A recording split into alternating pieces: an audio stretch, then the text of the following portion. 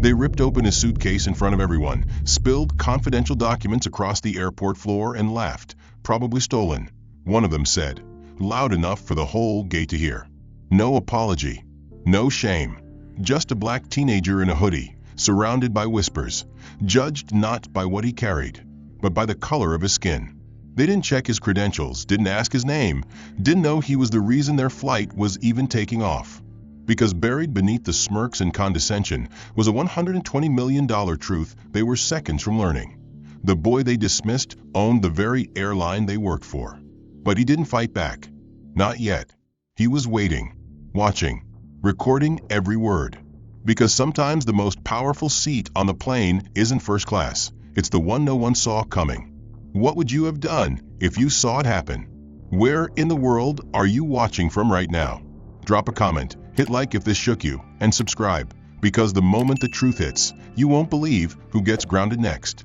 The airport buzzed with the usual rhythm of chaos. Rolling luggage wheels clicked against the polished tiles, voices echoed over loudspeakers, and the low roar of engines rumbled in the distance, like an omnipresent storm waiting to take flight.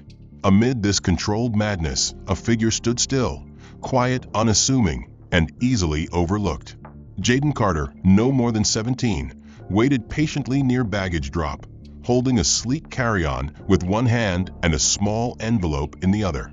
Dressed in a simple black hoodie, jeans, and pristine sneakers, nothing about him screamed extraordinary. And that was precisely the point. Brad, a bulky baggage handler in his late 40s with a jaw perpetually set in disapproval, watched the boy approach. His cap sat low over his forehead, casting a shadow over narrow eyes that seemed to squint in suspicion more often than in sunlight. "Hey kid," he barked, jerking his thumb toward the side of the counter. "You're in the wrong lane. This drop is for first class and VIP priority." Jaden's voice was quiet but firm. "I know. I'm flying priority." Brad gave a scoffing laugh. "Yeah, and I'm flying a plane." He didn't check the tag or ticket. Instead, he grabbed Jaden's polished black suitcase and, with a dramatic grunt, tossed it onto the conveyor belt like it was a piece of unwanted trash. The suitcase thudded hard enough that another handler nearby, a younger man named Kenny, winced at the sound. "Yo," Kenny said, eyebrows raised. "That thing looked expensive. You sure you want to toss it like that?" Brad snorted. "It's probably a fake. These kids all think they're rappers now. Flashy luggage don't mean a thing." Jaden stood still, eyes on the suitcase, now disappearing behind the rubber flaps. His face remained calm, almost too calm. He said nothing, just nodded once, slowly, and walked away. Kenny glanced at Brad. "You ever think maybe you shouldn't judge people like that?" Brad's answer was a scoff and a muttered, "He's lucky I didn't toss him with it." As Jaden walked toward the VIP check-in lounge, the camera by the escalator caught his image, a young black teen blending in with the crowd, unnoticed, but watching. His phone buzzed. A message lit up on the screen. Contract signed. Ownership changes effective midnight. His thumb hovered over the screen. Then he tapped once and replied, "Let them play their part. We'll record everything." Back at the baggage area, Brad resumed tossing bags. "They come in with their attitude and gold chains," he muttered, "and think they own the place." Kenny didn't reply this time. Something about Jaden's quiet confidence unsettled him. But Brad was already onto the next bag, barking orders at a new trainee. His voice full of the kind of contempt that grows slowly over years, like rust on iron, corrosive and irreversible. "Fast track? That's what they call it now. Back in my day, you earned your place." Inside the terminal, Jaden passed by a row of framed posters. One caught his eye, Legacy Airlines, owned by the people for the people. He stared at it for a beat longer than necessary. Then he smiled. Barely. The irony wasn't lost on him. Near gate 27, a white couple watched him from the VIP line. The woman clutched her purse tighter. The man whispered something under his breath. Jaden ignored them. Instead, he walked over to the lounge doors, presented his pass, and entered without a word. Inside, luxury greeted him like an old friend. Leather seats, soft lighting, the faint scent of eucalyptus and roasted espresso. A staff member glanced at his pass, did a double take, then forced a customer service smile. "Welcome, Mr. Carter." "Thank you," he replied, tone as calm as ever. As he took a seat in the far corner, out of direct view, but with a perfect line of sight to the entrance, Jaden pulled out his laptop and opened a file.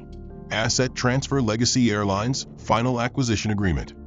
The total acquisition amount flashed across the screen, $120 million. The camera in his laptop lid flickered to life. Live recording initiated. This wasn't just a trip. It was documentation, evidence. Meanwhile, in the staff room, Brad was retelling the moment like a war story. Told the kid to beat it. Threw his fake Lewis bag like a pro pitcher. Bet that rattled his little dreams. Everyone laughed, except Kenny. "You really think that was smart?" he asked. Brad shrugged. He'll remember that moment the rest of his life. And he would, just not for the reason Brad expected. That evening, on the tarmac, a shift manager received a memo. "Prepare security detail for VIP Carter. Owner in transit. Do not disclose status until authorized." The manager frowned, rereading it. "Owner?" he whispered, confused. But by then, the plane was already preparing for takeoff, and Jaden sat quietly in seat 1A, sipping water, laptop in front of him, playing back the footage of Brad tossing the suitcase. He leaned back, eyes closed, waiting. Jaden Carter glanced at the digital board overhead, eyes narrowing as the blinking orange text flashed. Final boarding. Flight 972 Gate A19. He had exactly 12 minutes to reach the gate, but something didn't add up. He'd arrived more than early, past the security checkpoint with no issue, and yet his boarding documents, already cleared through VIP, had been inexplicably flagged for re-verification. At the desk just outside the premium passenger check-in, Brad stood again, this time wearing a smug grin that barely masked his contempt. "Seems like we got a little hiccup, superstar," he muttered, flipping Jaden's documents in his hand like he was performing a card trick. Jaden said nothing, but the steel in his stare cut through the handlers, showboating with unsettling precision. "Systems being weird," Brad added, looking up just long enough to meet Jaden's gaze. "Guess we've got to do this manually." Then, slowly, intentionally, he began to re-enter Jaden's info, one key at a time. Behind Jaden, the line grew. A couple cleared their throats in frustration. A businesswoman glanced repeatedly at her Rolex, and an older gentleman muttered something about kids these days thinking they run the world. Brad's deliberate pace only emphasized his quiet power in that moment. "Oops, fat-fingered that," he said with mock regret, hitting the backspace key louder than necessary. "Gotta start again." Jaden didn't move, didn't blink. He simply waited, letting Brad finish the performance. His carry-on still hadn't surfaced. When he asked calmly, Brad simply shrugged and replied, "Probably still rolling around somewhere back there," as though that were perfectly normal for priority-tagged luggage. By the time the boarding pass reprinted and the security gate finally cleared him, Jaden had 4 minutes to spare. His calculated calm never faltered, but the delay had been noticed. Kenny, now stationed at the secondary luggage intake, whispered into his headset. Passenger Carter delayed at check-in by Brad again. Deliberate. No one responded, but Jaden's name was already circulating quietly in internal channels, though Brad had no idea. As Jaden walked briskly toward the first-class boarding lane, he passed dozens of travelers who would never know they'd just brushed past the future owner of the airline they were flying on. It didn't matter. None of it mattered right now. Only the next part of the plan did. He arrived at the final gate just as the VIP boarding group was being called. A smiling male agent scanned his pass, paused only a moment when his tablet pinged with an alert, and then waved him through with a courteous nod. "Welcome aboard, Mr. Carter." Jaden returned the nod, offered a polite thank you, and walked toward the jet bridge. The chaos that awaited him began precisely 12 feet later. A figure in a navy blue blazer with gold-trimmed epaulets stepped into his path. Flight attendant Miranda Fields, mid-30s, sharp bun, sharper tone, and the kind of judgmental gaze that could slice through titanium, held her hand up as if stopping traffic. "Excuse me, sir," she said, looking down, not at Jaden's face, but at his hoodie, his sneakers, his youth. "I think you're in the wrong line." Economy is boarding after this group. Jaden, still holding his boarding pass, looked her directly in the eyes and offered it wordlessly. Miranda took it with hesitation, glancing at the name, then the class designation, then back to Jaden. Her brow furrowed. "First class," she said, not quite hiding the surprise in her voice. "Yes," Jaden replied calmly, without flinching. "This is the right gate. This is the right line. And this is the right seat." Miranda hesitated longer than necessary, eyes flicking toward another uniformed crew member standing a few steps behind. That crew member, sensing Miranda's uncertainty, approached but didn't intervene. "Do you mind stepping aside while I double-check something?" Miranda asked, her voice polite on the surface, but underscored by that unmistakable sharpness. The same tone teachers once used to question a student's homework authenticity, the same tone security guards used when asking why someone was hanging around in an upscale store. Jaden didn't move. He simply said, "I'd rather not. We're boarding now, and I have priority clearance." That sentence, said without a hint of arrogance, landed like a challenge.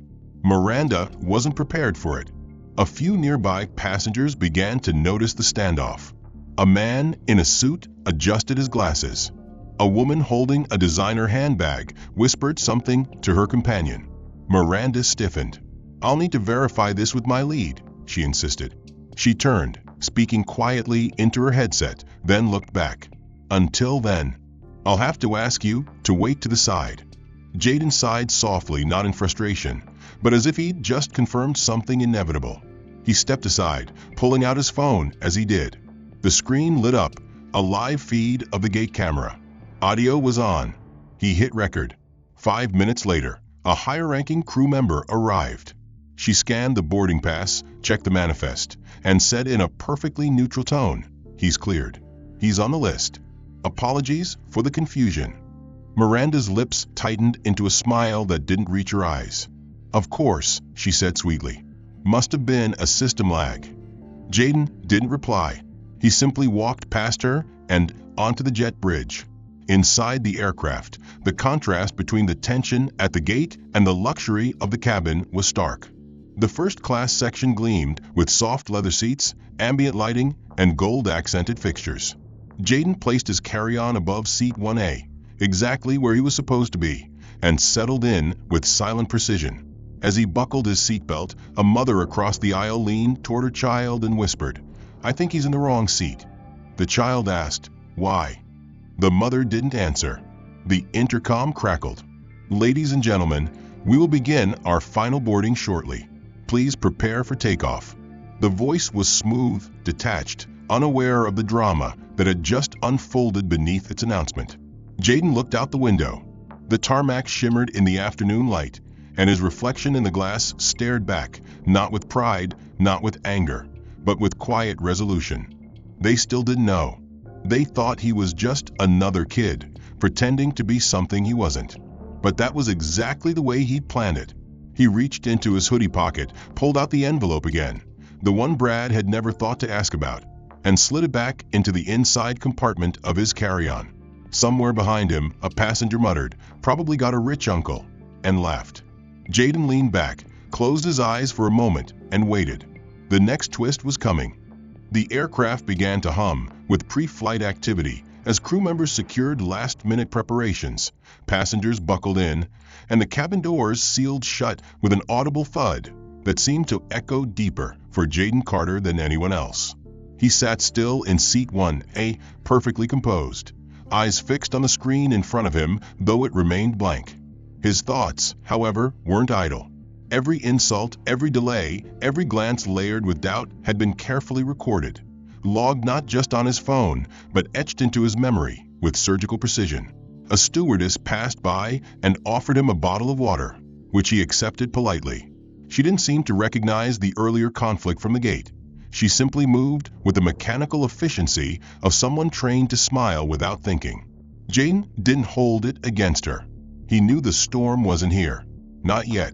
Below the aircraft, in the labyrinthine network of luggage transport belts, something else was brewing. Brad stood in the cargo bay near the baggage scanner, clipboard in hand, pretending to review tags as he leaned against a crate. The metal conveyor belt rattled with the rhythm of arriving luggage. And then it happened. A sleek, hard-shelled black carry-on emerged, its surface gleaming with a priority tag attached to the handle, Jaden's bag.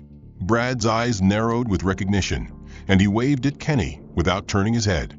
"Hold that one," he said sharply. Kenny blinked. "It's tagged for priority loading," he reminded. Brad scoffed.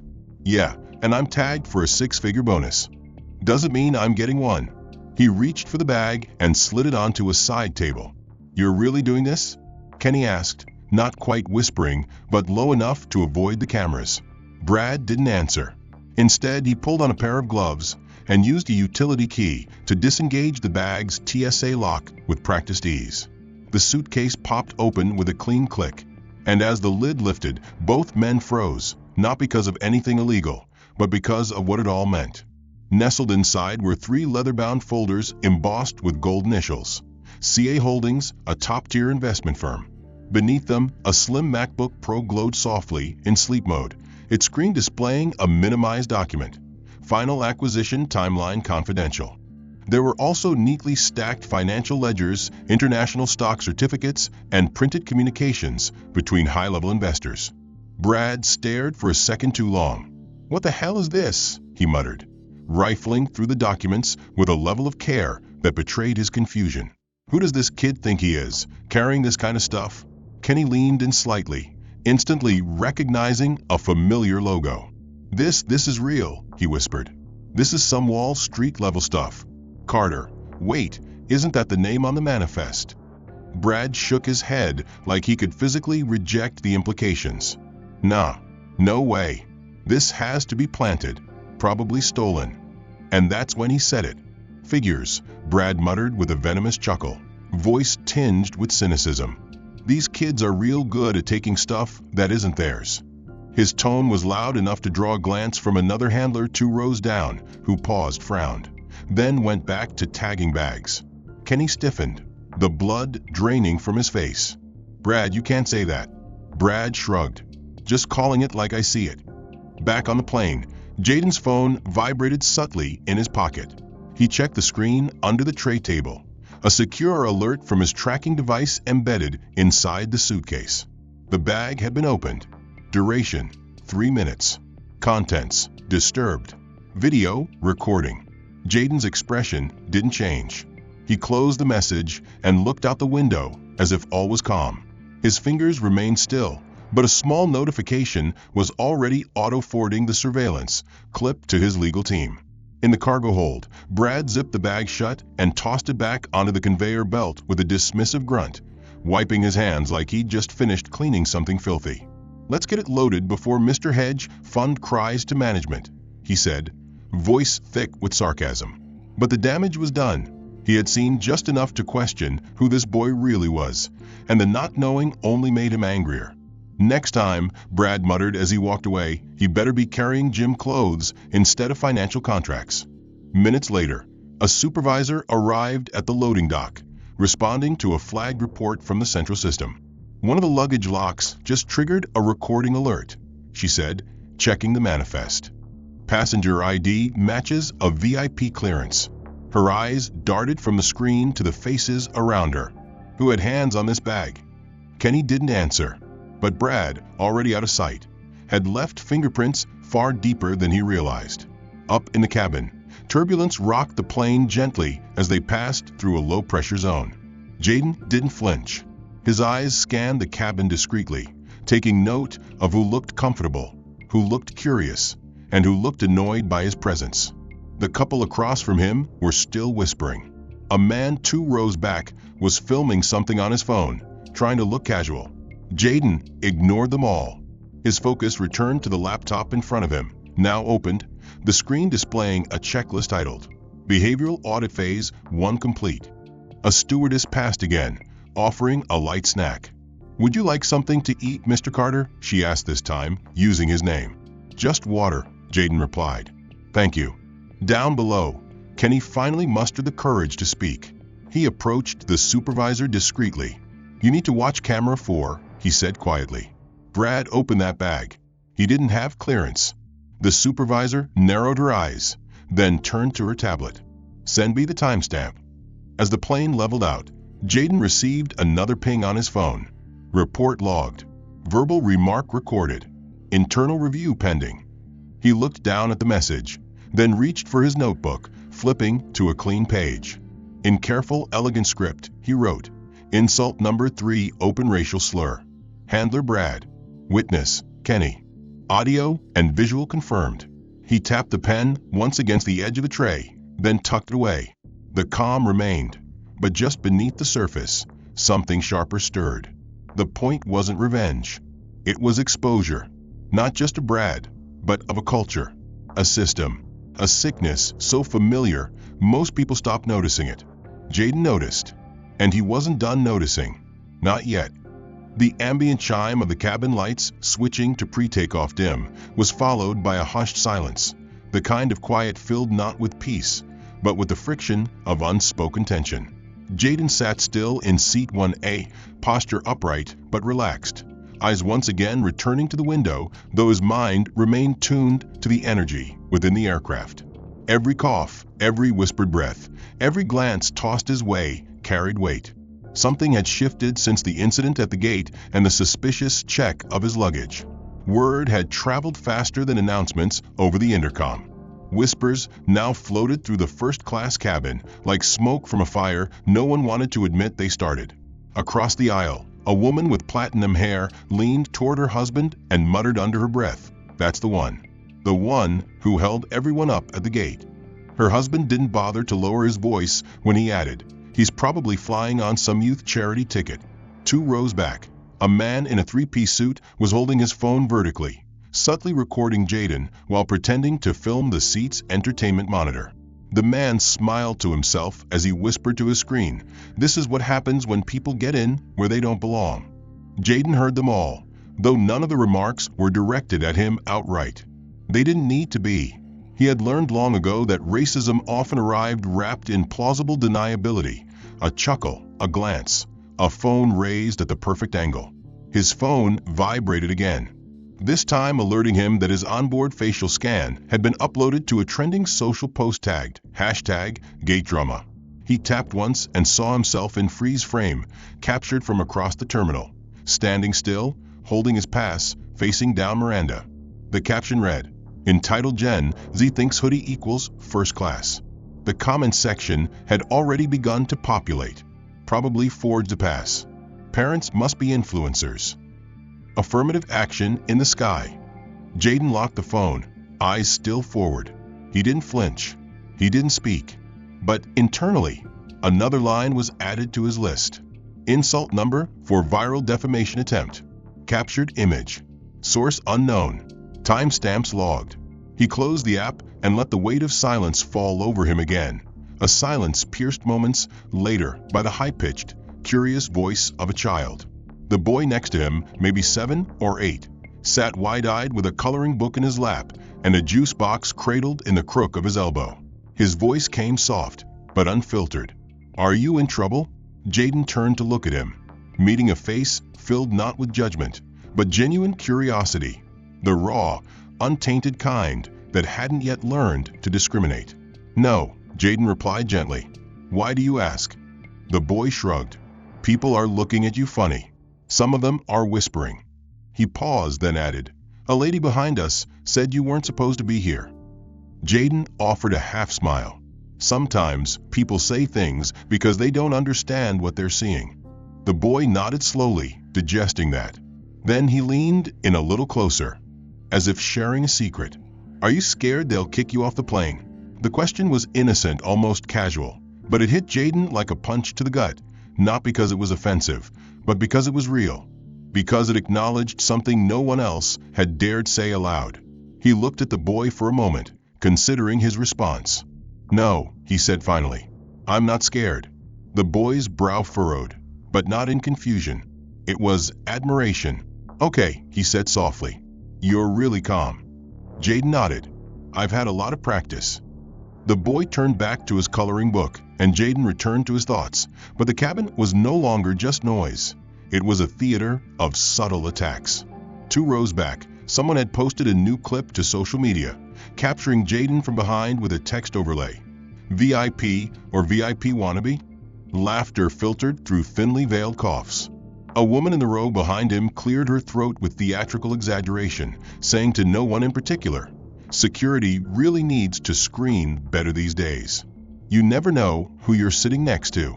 Her seatmate chuckled in agreement, eyes flicking to Jaden with a smirk.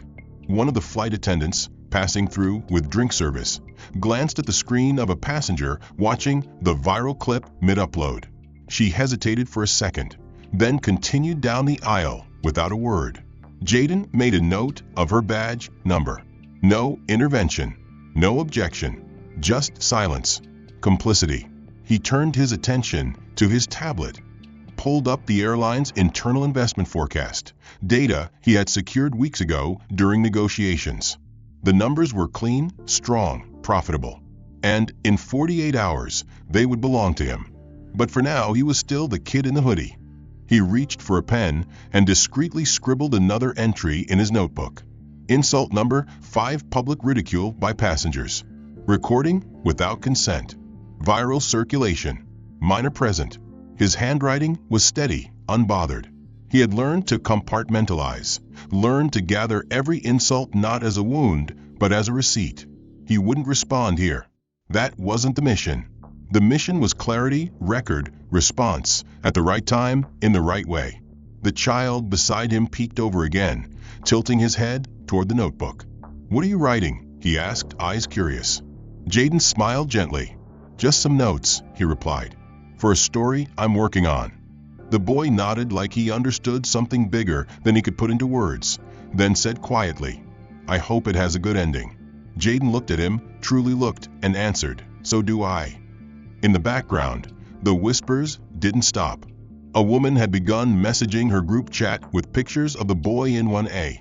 Someone had tagged the airline's official account with a complaint questioning standards. The man with the phone was now zooming in. The comments were multiplying. The accusations were shifting tones, from subtle condescension to outright suggestion. How did he afford first class? Is the crew not saying anything because they're scared of being labeled racist? Next thing you know, he'll say he owns the place. Jaden didn't answer any of them. He didn't need to. He had already decided they would answer for themselves in time. While Jaden remained composed inside the cabin, surrounded by murmurs and digital judgments, something far less composed was unfolding beneath him. On the tarmac, in the dim concrete bowels of the airport, where baggage handlers moved under buzzing fluorescent lights and the roar of jet engines. The final loading for Flight 972 had begun, and every bag was being scanned, weighed, and sent up through the belly of the aircraft. But Brad wasn't finished. He had been stewing ever since opening Jaden's luggage and catching a glimpse of documents he didn't understand and status he didn't believe. The kind of status that made him feel smaller without a word ever spoken. As he watched the luggage roll forward, a thought had formed in his mind, not fully shaped, but enough to stir spite into action. "Let's see how important he feels when this is over," he muttered to himself. Jaden's carry-on rolled into view again, routed for manual load due to its contents. Brad stepped toward the belt, waved off another handler who reached for it, and said, "Got it." He didn't lift it carefully like he would for a diplomat or an executive. No, he grabbed it with one hand, yanked it upward, tilted it just enough to unbalance his grip, and then, oops, let it fall. Not on the soft mat, not on a rubber buffer, but squarely onto the steel edge of the conveyor junction, where it hit with a heavy, unmistakable crunch. A sound that turned heads, a sound that suggested damage no sticker could excuse. Brad didn't flinch. In fact, he laughed. "My bad," he said sarcastically, crouching down beside the crack case. The zipper had popped from the pressure, and the side hinge now bent outward like a crushed soda can. Papers fluttered out slowly, lifted by the crosswind from a passing jet. A white folder tumbled open, revealing several pages stamped confidential. A golden pen rolled free, catching the light. Kenny, walking by with a new stack of boarding tags, froze. "Brad, what the hell?" Brad ignored him. He reached into his vest pocket, pulled out his phone, and hit record. "Ladies and gentlemen," he said in mock commentary, This is what happens when you fake your way into first class. Gravity always brings you back down. He zoomed in on the broken suitcase, the exposed documents, and the scattered tech. Let's see him talk his way out of this one. Kenny stepped closer, lowering his voice. You can't film that. That's evidence of property damage. What are you doing? Brad kept grinning. Just documenting my shift. Bro, don't you want to see justice served? Kenny shook his head. You don't know who he is. Brad laughed louder. Exactly. And I don't care. He turned the phone back on himself and whispered dramatically into the lens. Sometimes they gotta be reminded who runs the ground game. And today, I'm the lesson. Behind him, another handler muttered, You're gonna regret that, before walking off. Brad gathered a few of the scattered papers and stuffed them back into the busted case. One page, half torn from its binder, read, Acquisition Schedule Phase 3, Media Response Strategy. He didn't see it, didn't care. Instead, he used a roll of tape to temporarily seal the suitcase shut, slapping on a fragile sticker as if it were some inside joke.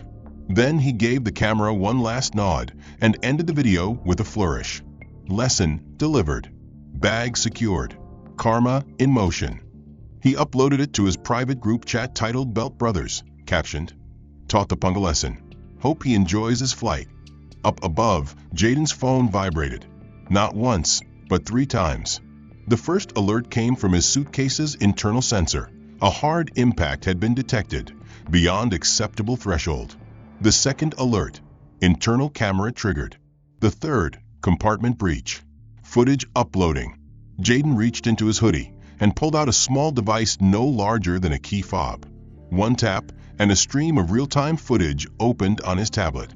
He watched the moment the bag hit steel, the laughter, the phone recording. He saw the documents flutter. He saw Brad's face in full HD, smirking like he'd just won a war. Jaden said nothing. He simply leaned back, adjusted the brightness on the screen, and let the feed continue. Next to him, the boy with the coloring book was still working on a picture of a dragon. That looks cool, Jaden said softly. The boy smiled, oblivious to the storm just 50 feet beneath them. Brad, now on break, sat in the staff lounge, scrolling through his messages. Reactions to his video came fast. Laughing emojis. A savage gif. One guy replied, You're gonna get promoted for this. Another, Don't let HR see that though, LOL. But then something odd happened. The video began to circulate outside the group. Someone reposted it anonymously to a public page with a caption that read, Baggage handler abuses passenger property. Real professional service here. Within 10 minutes, it had 300 views. Then 600. Then 2,000. Brad hadn't even noticed yet. He was too busy high-fiving another handler and reenacting the bag drop with a broom. In the cabin, Jaden received a 4th alert. Video footage copied to Legal Cloud. User face identified. Bradley Kent. Employment status active. Employer alert prepared. Jaden didn't smile. He didn't frown. He simply closed the feed, tapped his pen to the notebook again, and wrote, Insult number 6, intentional destruction of personal property. Malicious recording. Identity confirmed. He looked up just as the flight attendant announced, Ladies and gentlemen, we'll be taxiing shortly. Please ensure all belongings are stowed and your seatbelt is fastened. Jaden reached for his seatbelt and clicked it into place with precision. Then, almost absent-mindedly, he whispered under his breath, They think this is the lesson. A new ping sounded. His legal assistant, monitoring from another city, messaged, Received. Chain of custody established. Timestamp 100% matched. Proceed. Jaden replied with one word, Wait. At that same moment, 2 rows back, the man who had earlier recorded him leaned over to a colleague and whispered, Did you see the latest video? Some guy smashed that kid's bag on purpose. Looked kinda personal. The colleague shrugged. He probably deserved it. Entitled kids with money never learn until they lose something. Jaden didn't turn around. He just looked at his reflection in the window. The city lights far below flickering like distant stars, each one holding a different truth no one had seen coming. As the aircraft steadied in altitude, the cabin lights softened into a muted glow, casting a warm, but artificial ambience across the first-class section. Jaden sat with his tray table folded away, his hands resting on his lap, his thoughts still tethered to the video footage from moments ago. Brad's malicious grin, the calculated drop, the humiliation dressed as clumsy accident. The internal alert from his legal dashboard had now flagged the incident as high priority, and yet, his face showed nothing. No anger, no frustration, just stillness. That stillness was about to be tested again. The curtain at the front of the cabin swished aside, and through it stepped the lead flight attendant, Claudia Marks, a woman whose posture spoke of decades in service, but whose gaze held an edge sharper than any polished protocol. She was mid-50s, efficient, and immaculately put together, with a name tag that shimmered under the reading lights and eyes that scanned each passenger like a customs checkpoint. Jaden had noticed her earlier, walking the aisles with practiced grace, but this time she wasn't offering drinks or blankets. This time, she came with something heavier.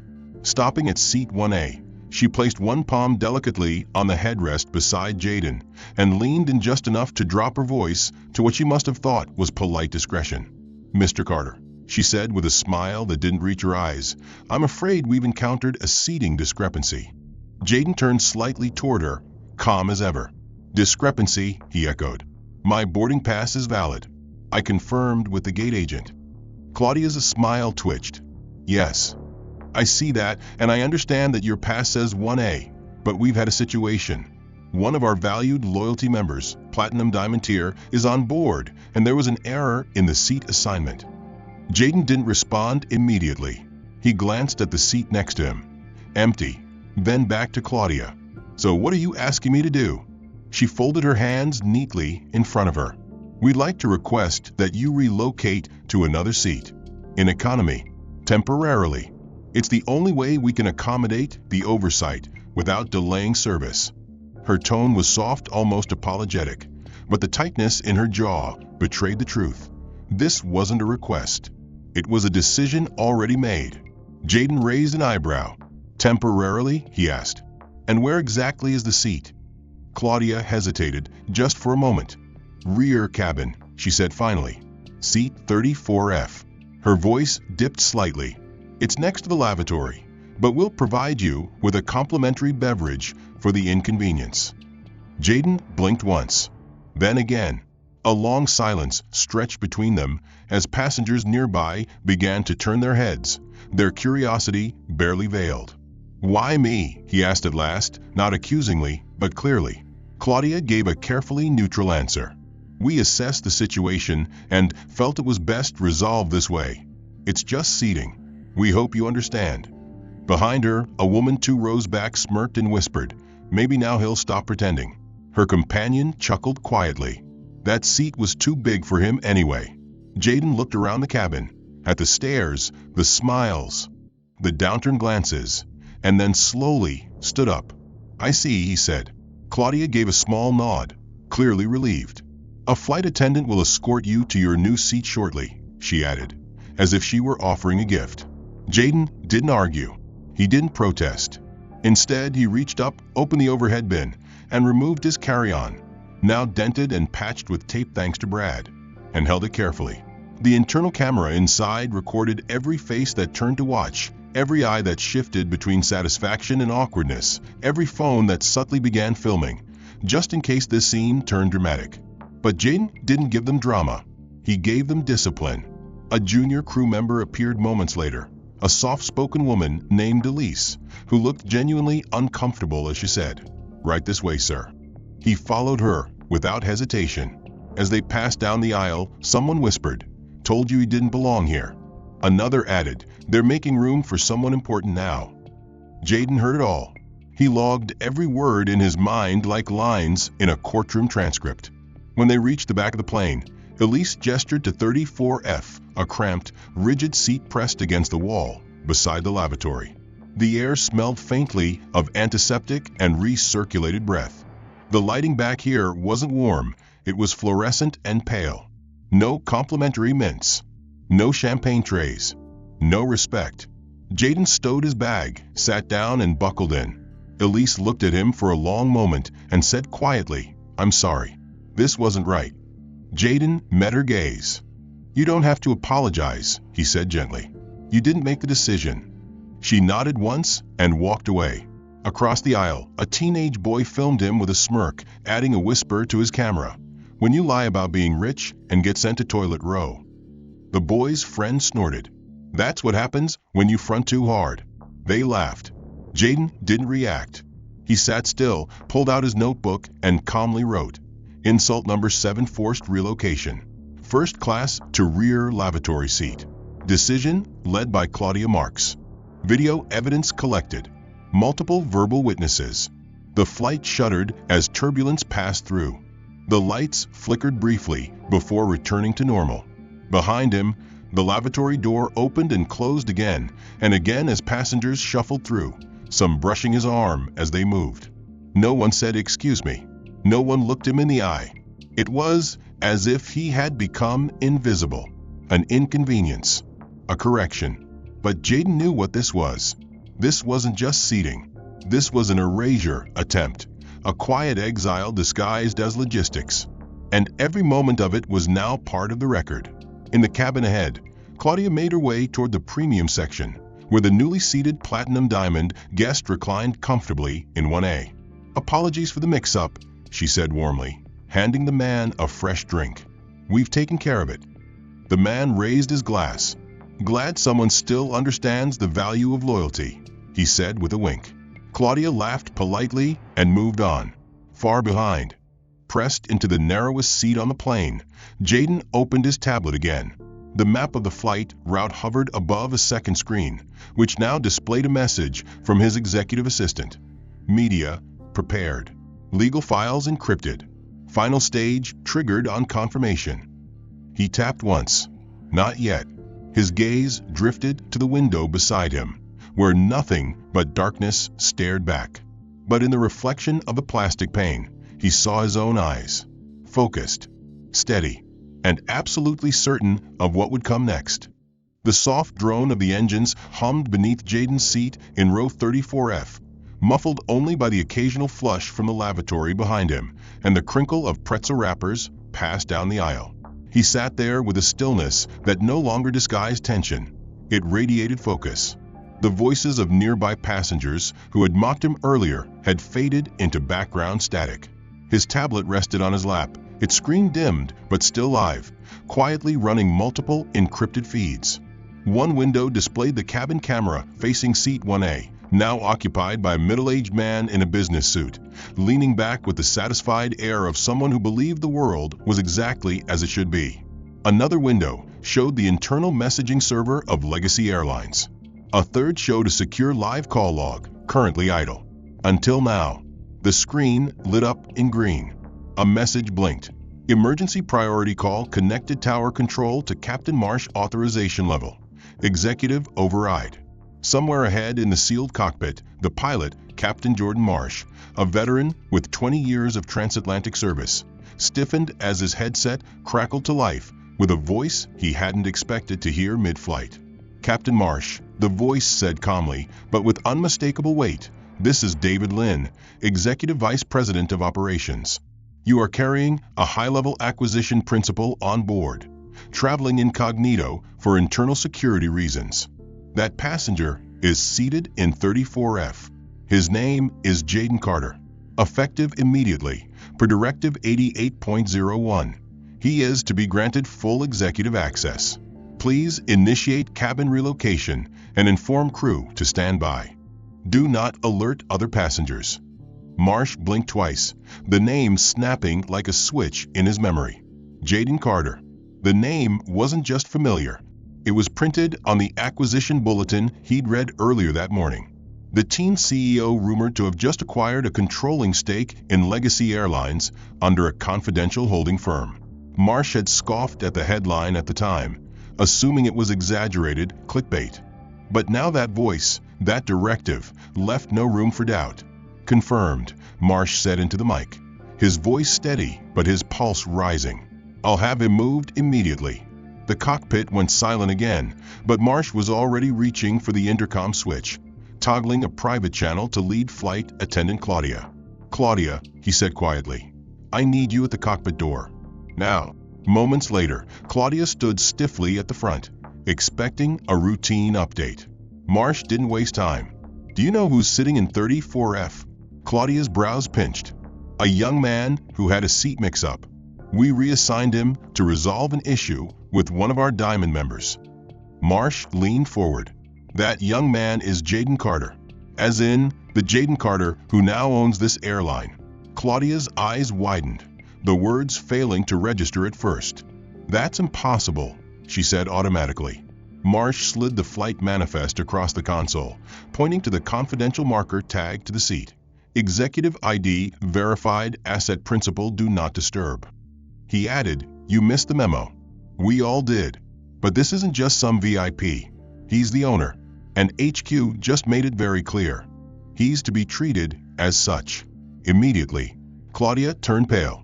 Down in row 34, Jaden received the internal signal he'd been waiting for. On his screen, the cockpit door camera showed Claudia's expression shifting from disbelief to dread. Jaden tapped a quick message to his assistant, and seconds later, a figure appeared at the front of the cabin. A tall, sharply dressed woman in her late 20s, wearing a discreet comms earpiece and carrying a leather portfolio. She walked with confident, measured steps through the first-class section and down the aisle until she reached 34F. "Mr. Carter," she said, her voice smooth but audible enough for the surrounding passengers to hear. "Your executive cabin is ready. Please follow me." A ripple moved through the seats like a silent wave of electricity. Whispers surged instantly. The teenage boy across the aisle dropped his phone in surprise. The man in the suit in 1A sat forward, eyes narrowed. Jaden stood slowly, tucking his tablet under his arm, and nodded. "Thank you, Ava." The woman, Ava Blake, his personal legal and operational assistant, gave a brief nod and turned to lead him forward. Jaden didn't rush. He moved through the cabin with the same calm he'd held from the start, except now, every step felt like a seismic shift in atmosphere. As he passed Claudia, she opened her mouth slightly as if to speak, but no words came. "Is there a problem?" Jaden asked evenly, stopping just before the curtain. Claudia hesitated. "Mr. Carter, I wasn't informed." "I didn't." Jaden tilted his head slightly. "You didn't know who I was." "Understood." He stepped forward and walked past her without another word, Ava following behind him. The curtain parted. He entered first class once more, this time not as a ghost, not as an inconvenience, but as its true master. The man in 1A stood up abruptly, clearly unsure whether to offer the seat or demand justification. But Ava approached him first. "You're seated in error," she said, with the crispness of a courtroom command. "This cabin belongs to Mr. Carter. Please return to your assigned seat." The man sputtered, "I'm a Diamond Tier member." Jaden cut in gently. "And I'm the reason your benefits exist." The man blinked. Claudia approached from behind, attempting to smooth the situation. "Sir," she said quickly, "please cooperate. We'll provide you with a complimentary voucher." The man, flustered, gathered his things and stormed off. Jaden reclaimed 1A, set down his carry-on, and reclined into the seat with a slow, deliberate breath. Ava handed him a folder. Inside was a stack of prepared NDAs, HR reports, and internal response templates. Jaden opened to the first page. Claudia stood just to the side, unsure whether to flee or faint. From the cockpit, Captain Marsh watched on the monitor, then toggled the intercom. "Ladies and gentlemen," he said with calm professionalism, "we're honored to have on board a special member of the Legacy family today. We appreciate your cooperation in making sure all our guests receive the service they deserve." Jaden looked around. The cabin was silent now. No more whispers. No more sideways glances. Just faces, confused, embarrassed, aware. And they hadn't seen anything yet. The cabin silence following Jaden's return to seat 1A was thick and loaded, as if the air itself had shifted from oxygen to electricity. No one dared to speak above a whisper, yet the entire first-class section vibrated with suppressed questions. Claudia stood rigid near the galley, her hands clasped behind her back, so tightly her knuckles paled beneath the pressure. Ava sat across the aisle in an auxiliary crew jump seat, tablet in hand, quietly reviewing the internal comms. On the screen, the airline's executive dashboard had just updated. Majority acquisition. Carter Holdings 80% stake confirmed. Effective immediately. In the cockpit, Captain Marsh had just wrapped a second brief conversation with HQ's legal liaison when his secondary line buzzed again. He recognized the caller ID instantly. Arthur Denton, the long-standing CEO of Legacy Airlines. The man who rarely made direct calls mid-flight, unless something was burning. Marsh picked up immediately. "Captain Marsh," he answered. Arthur's voice came through clear, commanding, and impossibly calm. "Jordan, we've just finalized the transaction. As of this moment, Legacy Airlines is now majority-owned by Carter Holdings." Marsh nodded, though no one could see. "Understood, sir." "More importantly," Arthur continued, "the principal of that firm, Jaden Carter, is on your flight in seat 1A. I trust you've been briefed." Marsh glanced at the monitor feed where Jaden sat reading a document in total composure. "We have, and he's been reseated accordingly." Arthur exhaled through the line. "Good. Then I need you to do one more thing. I want you to announce it, not just to the passengers, to the entire crew. Today marks a new era for us. We're going to lead it with transparency. Let them hear it from me." Marsh hesitated, then replied, "You want me to patch you through?" "Now," Arthur said firmly. Marsh toggled the comms, linked the CEO directly into the aircraft-wide speaker system, and flipped the external feed to the operations center where terminal staff, baggage crew, and control tower teams were all monitoring the flight in parallel.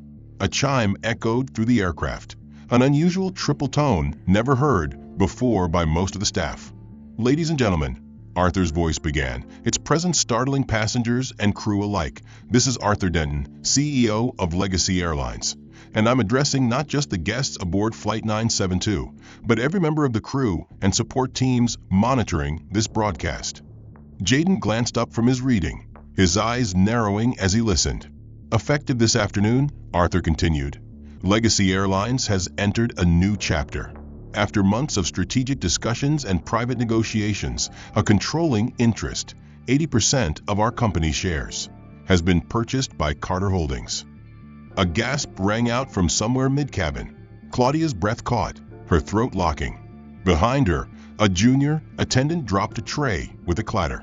In the staff room of the airport terminal, a half-dozen employees froze mid-sentence, their eyes locked on the monitor. Arthur didn't pause. The principal owner of Carter Holdings and the majority stakeholder of Legacy Airlines is none other than Mr. Jaden Carter, who, as many of you know, is currently seated on board this flight. Murmurs spread like fire through the aircraft. The man in the suit who had stolen Jaden's seat turned sheet white. Claudia's face drained of color. Ava, still calm, tapped on her tablet, logging reactions in real time. Arthur's voice sharpened. "To those who offered him disrespect, judgment, or neglect, consider this your first and final reminder that power rarely looks the way you expect. Mr. Carter didn't arrive with an entourage or fanfare. He boarded humbly, watched carefully, and recorded everything. And today, he owns the very airline that dismissed him." Back in the cargo bay, Brad's phone buzzed as he leaned against a crate. He opened the push notification from the company network, reading it slowly. New owner profile, Jaden Carter, CEO, Carter Holdings. Brad's grin vanished. His eyes widened as the weight of the name finally landed. Then came the group message in Belt Brothers. "Yo Brad, that's the kid you filmed, right?" Another handler posted a screenshot of the video with the caption, "You're done bro, CEO caught you 4K. Brad dropped his phone. In the control tower, the terminal manager, who had ignored Jaden earlier when he requested priority luggage clarification, stood frozen as a new order arrived on his screen. Standby for inspection by owner's internal task force. Review all actions taken during Flight 972. Back on the plane, Claudia approached Jaden's seat, her voice barely audible. "Mr. Carter," she said softly, I didn't know. Had I?" Jaden closed the folder and looked at her evenly. "You didn't know," he said, not unkindly. "But you didn't ask either." Behind them, passengers were whispering furiously. "He's the owner? How old is he?" Was that him in the video? Is this real? Ava stood and stepped beside Claudia. Mr. Carter will be initiating a full audit upon landing, she stated, addressing both crew and nearby passengers. Any mistreatment, breaches of protocol, or acts of discrimination will be documented. That includes commentary, conduct, and complicit silence. A few rows behind, the boy who had asked Jaden if he was scared earlier now turned to his mother. He's not just in first class, he said, eyes wide. He's in charge. His mother didn't answer. The man in the suit from 1A tried to approach, awkwardly adjusting his tie. Mr. Carter, he began about earlier.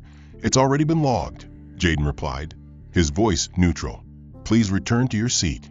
From the cockpit, Marsh listened to the continuing buzz echoing through the plane, now overridden by a final statement from Arthur Denton. We welcome Mr. Carter to the helm of Legacy Airlines. Let this serve as a reminder. We rise by how we treat others, even when we think no one's watching. Jaden sat back in his seat, one hand resting lightly on the armrest, the other scrolling through live footage now being pulled from the plane's cabin feed, crowd reactions, and social media activity. The same voices that once mocked him now spoke in awe, confusion, and disbelief. But Jaden wasn't interested in vindication. He was interested in what came next. The wheels of Flight 972 touched down with a soft, reverberating thump that rippled through the fuselage like the punctuation at the end of a long, tense sentence. As the plane taxied toward the gate, the passengers shifted in their seats, murmuring among themselves with a strange mixture of reverence and disbelief, as if they'd all woken from a shared dream where nothing, absolutely nothing, had gone the way they expected. Jaden Carter remained in seat 1A, still calm, still quiet, still watching. His tablet displayed a live split screen. One side showed the plane's approach, while the other showed security camera footage from Terminal 4's ground operations room, where Brad Kent had just walked in to begin what he believed would be a standard debrief.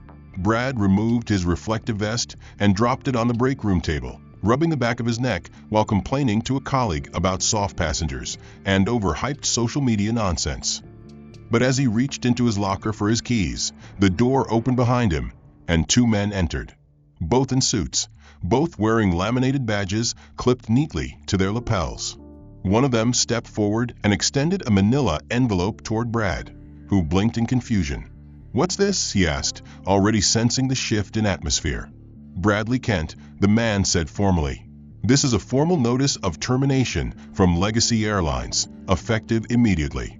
You are hereby dismissed from your position due to multiple documented violations of conduct, including intentional damage to customer property, racial misconduct, and distribution of unauthorized recordings within restricted zones." Brad's jaw dropped open. "Wait, what?" he stammered, taking the envelope with shaking hands. You're kidding, right?" The second man spoke next, without emotion. "The incident has been reviewed by corporate legal, security, and our new executive office. The video has gone viral. Public sentiment is against you.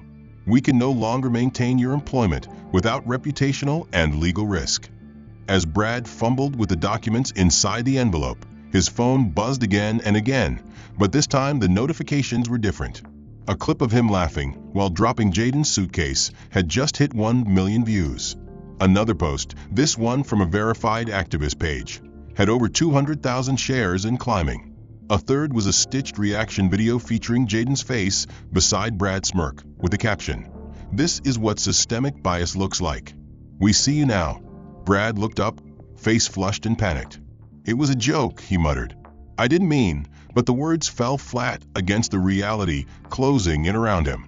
Back inside the terminal, Claudia Marks stood outside Gate B12, her uniform pristine, but her expression tight.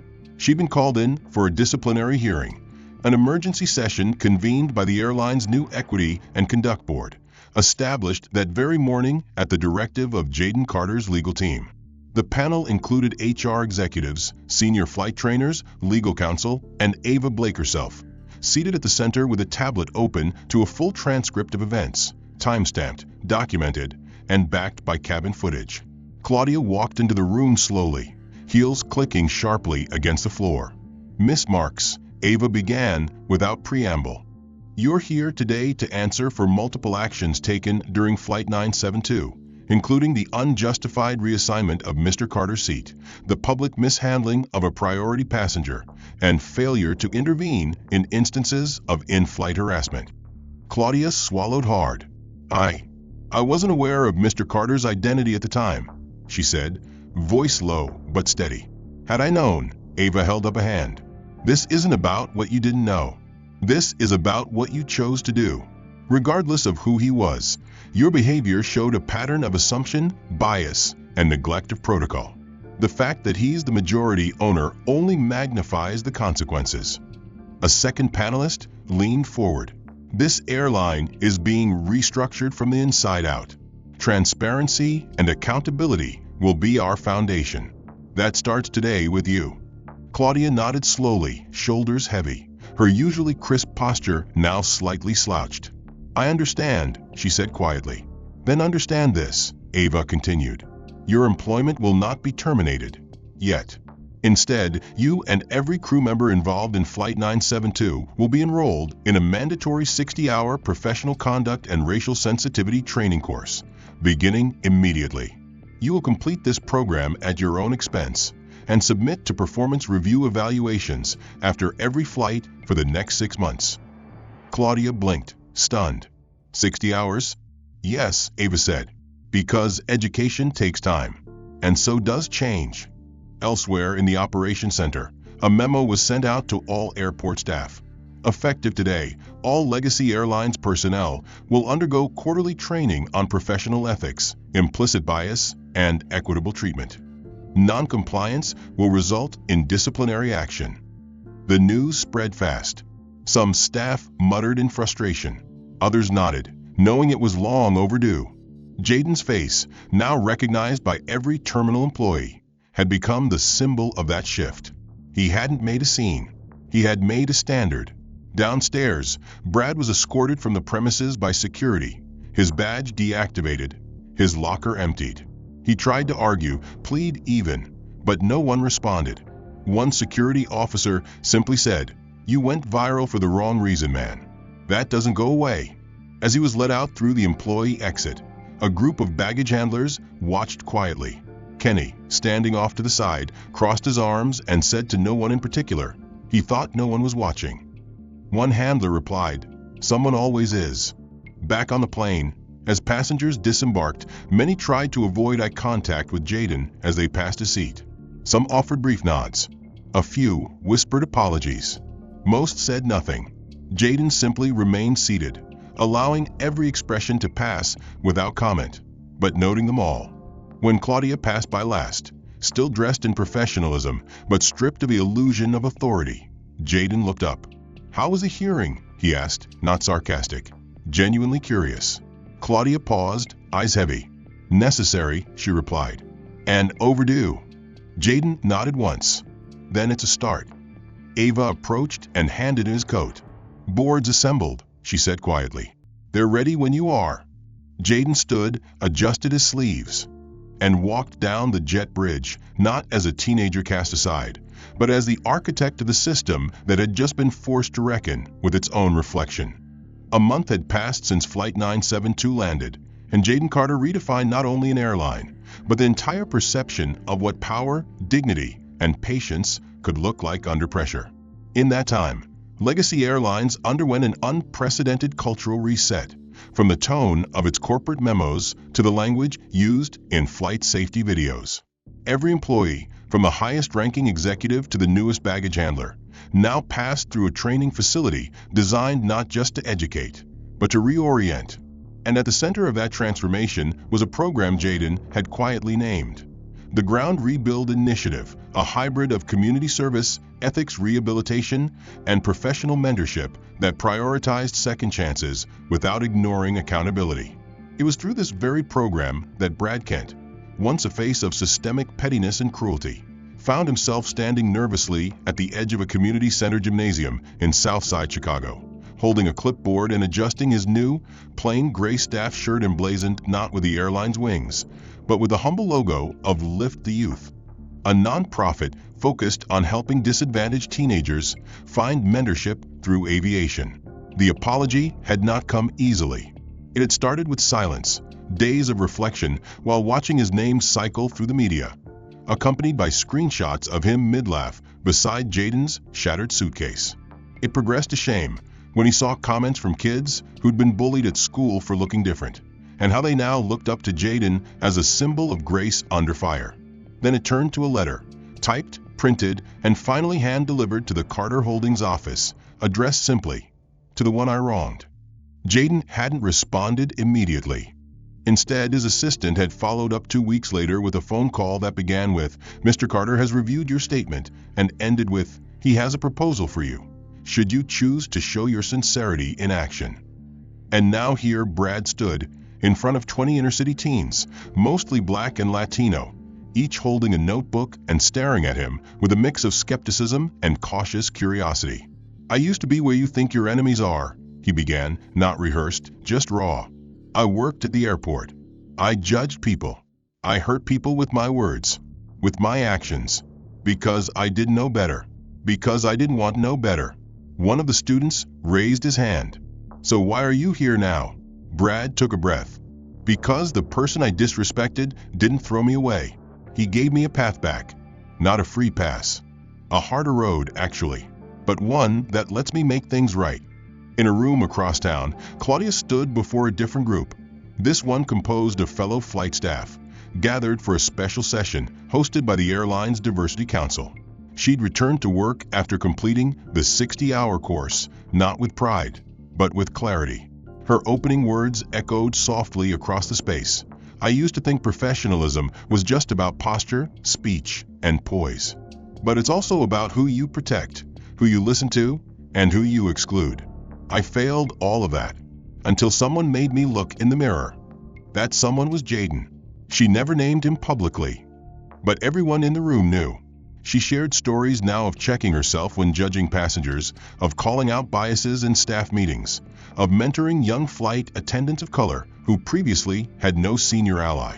One of those attendants, Melissa, who had once stood silently while Rebecca ignored the Johnson family in another infamous flight, now co-led the same sessions, proudly telling new recruits, "If you're not lifting someone up, you're part of what's holding them down."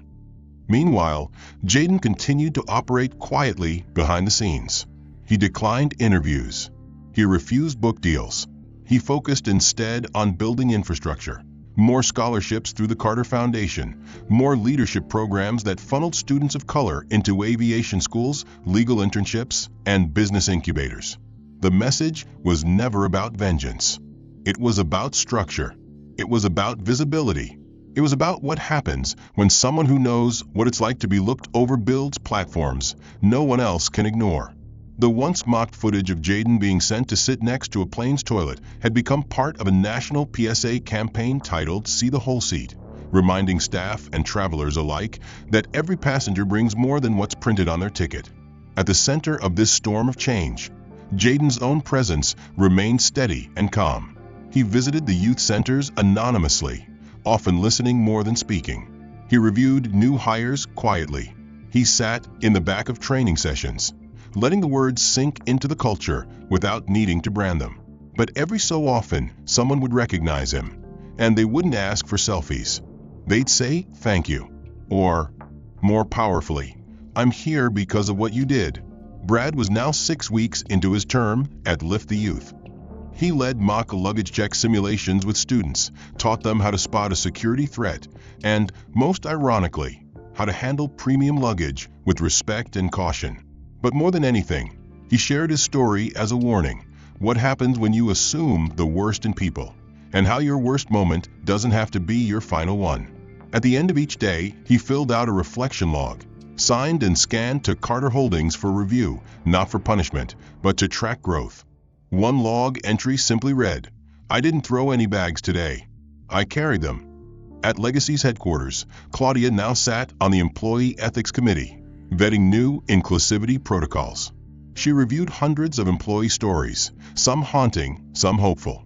One entry stood out, a new hire who said, "I joined because I saw someone like me own the sky." Her eyes stung as she read it, and she smiled, small but genuine. Jaden had never demanded apologies.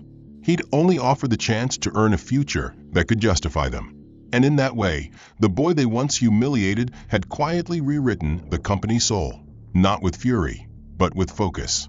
As winter approached and the company prepared for its annual review summit, a surprise was added to the itinerary: a keynote speaker named Jaden Carter.